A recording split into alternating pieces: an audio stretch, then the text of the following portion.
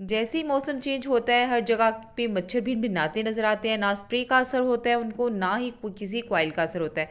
So welcome to my home style cooking channel. तो आज मैं आपके साथ बहुत बेहतरीन सी रेमेडी लेके आई हूँ जो कि ना सिर्फ मच्छरों को दूर भगाएंगे बल्कि आपके घर से दूसरे इंसेक्ट्स जो हैं वो भी दूर भागेंगे इससे। तो ये बहुत यूज़फुल रेमेडी है। इसके लिए आपको 1 चम्मच लौंग लेना है, भर के लौंग लेना है 1 चम्मच।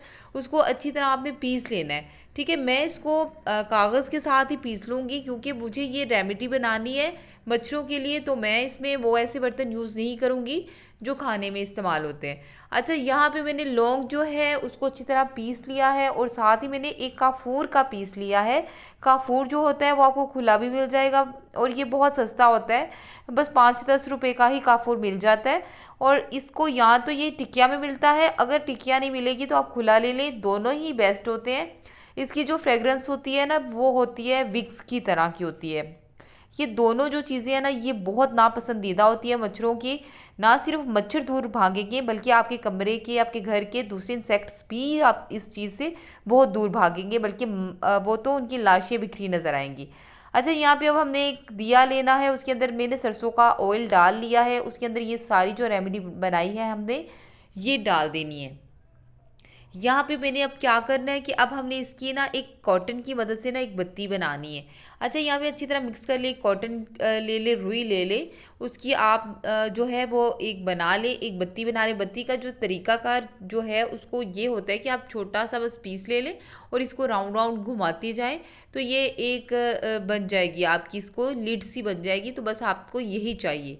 बस आपने ये अपने दिए में रखनी है और दिए को, ये जो आपका ये जो कॉटन है इसको अच्छी तरह आपने इसके अंदर ऊपर अच्छी तरह इसके ऊपर नीचे से लौंग और ये काफूर का मिक्सचर अच्छी तरह डाल दें ताकि कॉटन के ऊपर भी इसका जो है इसकी स्मेल जो है ज़्यादा आपके कमरे में हर जगह पे हो जाए। अच्छा, बस ये इतनी सी रेमेडी थी। ये देखिए जहाँ पे काफूर था बहुत ज़्यादा ये बर्न होना शुरू हो गया और ये काफ़ी ज़्यादा इससे जो फ्रेगरेंस भी जो होती है ना काफूर और लौंग की, ये काफ़ी देर तक आपके कमरे में रहेगी। और सेकंड इससे ये होगा कि मच्छर जो है दूर भागेंगे बल्कि आपके कमरे के दूसरे इंसेक्ट्स भी आपके करीब नहीं आएंगे।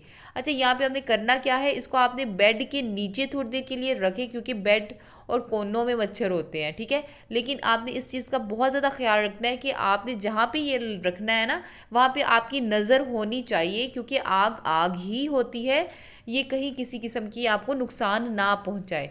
ये थी छोटी सी ट्रिक। अगर आपको पसंद है तो लाइक करें, सब्सक्राइब करें। थैंक यू, अल्लाह हाफिज़।